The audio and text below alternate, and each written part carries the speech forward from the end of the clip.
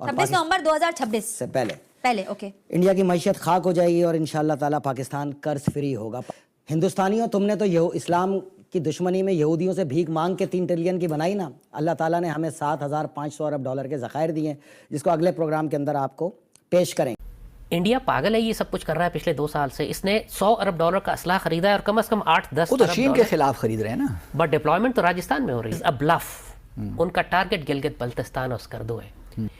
हम पाकिस्तानी भी इसी ब्लफ में हैं।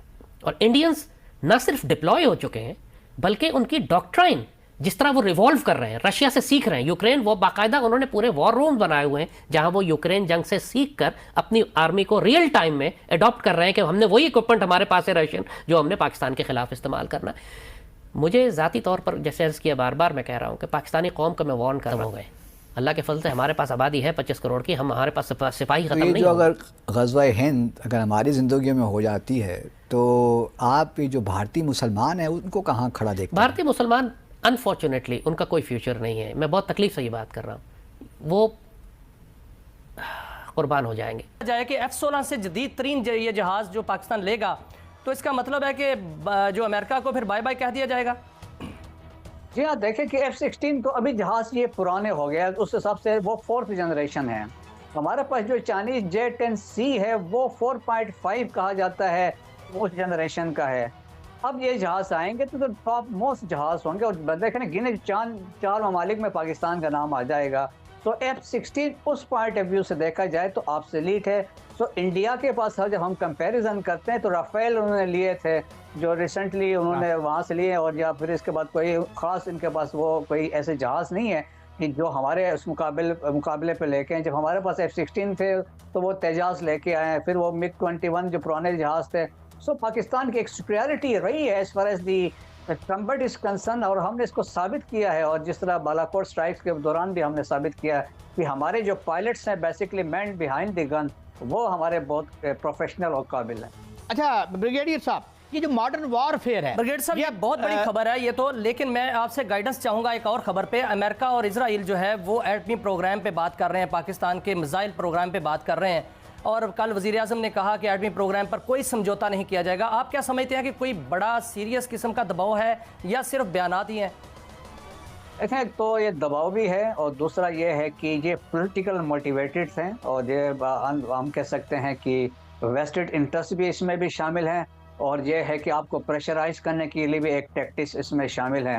देखें, पाकिस्तान का जो मिसाइल प्रोग्राम है और जो न्यूक्लियर प्रोग्राम है, ये पाकिस्तान की रेड लाइन है, उस पर पाकिस्तान कोई कंप्रोमाइज़ नहीं कर सकता। दोस्तों, एक तरफ तो पाकिस्तानी कह रहे हैं कि देखिए हम पाकिस्तान को कर्ज मुक्त बनाएंगे और जो भीख मांगते हैं उससे बचेंगे और पाकिस्तान को सुपर पावर बनाएंगे, और दूसरी तरफ पाकिस्तान की फुस्कियां दम तोड़ देती हैं।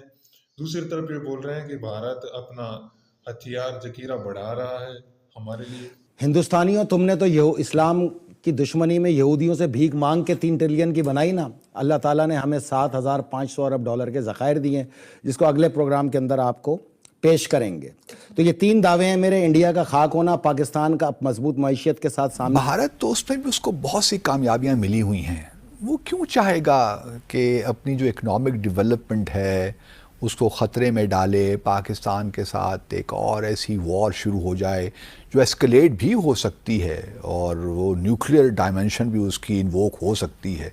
तो भारत का क्या इंटरेस्ट होगा कि वो तो देखे ना 2030 तक 3rd लार्जेस्ट इकॉनमी बनने जाना चाह रहे हैं। तो ये थोड़ा सा एक मुझे पैराडॉक्सिकल सी सिचुएशन नज़र आती है इसमें। देखिए अब्दुल बासित भाई, हिंदू बनिया 1 रुपया भी बगैर किसी वजह के खर्च नहीं करता है।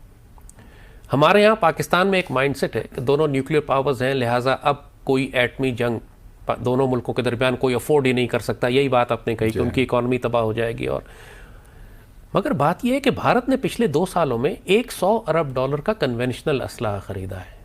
$100 बिलियन ऑफ कन्वेंशनल वेपन्स उन्होंने S-400 सिस्टम। लेकिन उसकी वजह से हमारा न्यूक्लियर थ्रेशोल्ड नीचे आ गया है ना। न्यूक्लियर थ्रेशोल्ड, उनको मालूम है कि हमारा न्यूक्लियर थ्रेशोल्ड क्या है, और द डॉक्ट्रिन जो वो बिल्ड कर रहे हैं वो इसीलिए है कि हम अपने न्यूक्लियर वेपन्स तक जा ही ना सकें, क्योंकि हमारे पास उनकी इस कन्वेंशनल फोर्स को रिस्पॉन्ड करने के लिए कंपैटिबल फोर्स है ही नहीं। जो कोल्ड स्टार्ट डॉक्ट्रिन है, उनकी कोल्ड स्टार्ट को अब उन्होंने डेवलप करके, पहले इन्होंने इंटीग्रेटेड बैटल ग्रुप्स बनाए, इंटीग्रेटेड बैटल ग्रुप्स के बाद अब वो थिएटर कमांड पर आ गए। थिएटर कमांड का मतलब है कि एक आर्मी जिसमें आर्मी, नेवी और एयरफोर्स तीनों शामिल होंगी अंडर वन कमांड, और ये इन्होंने सारी की सारी पाकिस्तान के सामने लाकर लगाई हैं। और पिछले 1.5 साल से जितनी मिलिट्री एक्सरसाइजेज और ट्रेनिंग ये अपनी आर्मी को करवा रहे हैं, स्पेशली रिवर इंडस क्रॉस करने की, इन्वेजन्स की, पैराड्रॉप की, बिहाइंड एनिमी लाइंस ड्रॉप करने की, एयरबॉर्न डिविजन्स की, एम्फीबियस लैंडिंग्स की, और दुनिया की सारी एयरफोर्सेस के साथ ये फ्लाई किया है इन्होंने टेक्निक सीखने के लिए, रिफाइन करने के, स्पेशली विद दोज एयरक्राफ्ट जो हमारे पास है, यानी F-16 जो हमारे सामने। इंडिया पागल है, ये सब कुछ कर रहा है पिछले 2 साल से। इसने $100 अरब का असला खरीदा है और कम से कम 8-10 वो तो चीन के खिलाफ खरीद रहे हैं ना। बट डिप्लॉयमेंट तो राजस्थान में हो रही है। डिप्लॉयमेंट तो आप डिप्लॉयमेंट थोड़ी बहुत उस तरफ भी कर रहे हैं, लद्दाख साइड पे भी। Is a bluff. उनका टारगेट गिलगित बल्तिस्तान और स्कर्दू है।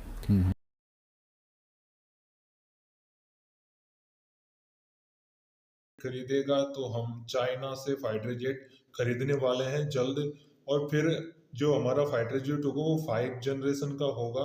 फिर हम भारत से 10 साल आगे निकल जाएंगे और हम सुपर पावर बन जाएंगे।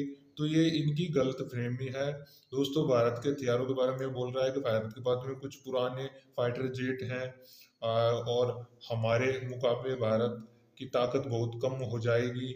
ये इसका सोचना गलत है।